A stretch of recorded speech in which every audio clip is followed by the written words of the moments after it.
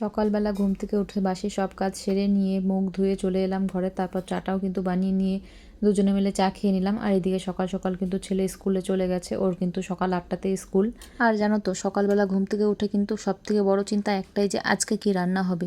রোজ রোজ নতুন নতুন কি রান্না করব সেটা কিন্তু ভাবতে অসুবিধাই হয়, মানে রান্না করতেও অসুবিধা হয় যে নতুন কি রান্না করা যায়। হ্যাঁ, সবজি তো থাকে, তবে রোজ কিন্তু একই রকম রান্নাবাড়ি করতে আর খেতে ভালো লাগে না। তো যাই হোক, চা খেয়ে কিন্তু ঘরগুলো গুছিয়ে নিলাম আর ভাবছিলাম আজকে কি রান্না করব। তারপর বাড়িতে কিন্তু বাজারও সেরকম কিছু ছিল না, তাই ওকে বললাম যে বাজার থেকে কিছু নিয়ে এসো।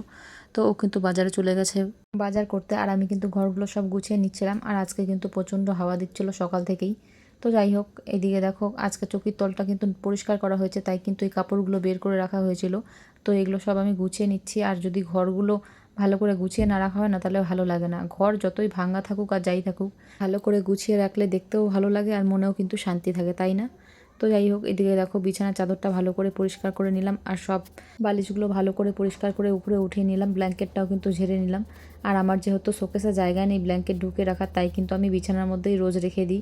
হ্যাঁ, রোজ কিন্তু আমি পরিষ্কার করে ঝেড়ে রাখি, নাহলে কিন্তু ধুলোবালি জমে যাবে।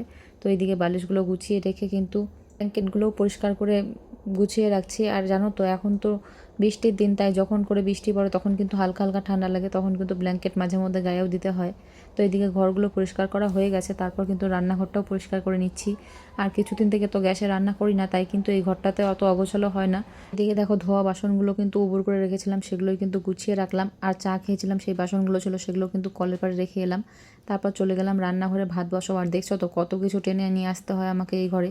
তো এদিকে ছাইগুলো উঠিয়ে নিয়ে কিন্তু রান্নার জোগাড় করে নিচ্ছিলাম, আর ভাতের হাঁড়িতে জলটাও বসিয়ে দিচ্ছিলাম। একটা ভিডিওতে সব কিছু তো দেখানো সম্ভব নয়, তাই রান্নার ভিডিওটা আমি পরে তোমাদের সাথে শেয়ার করে নেব।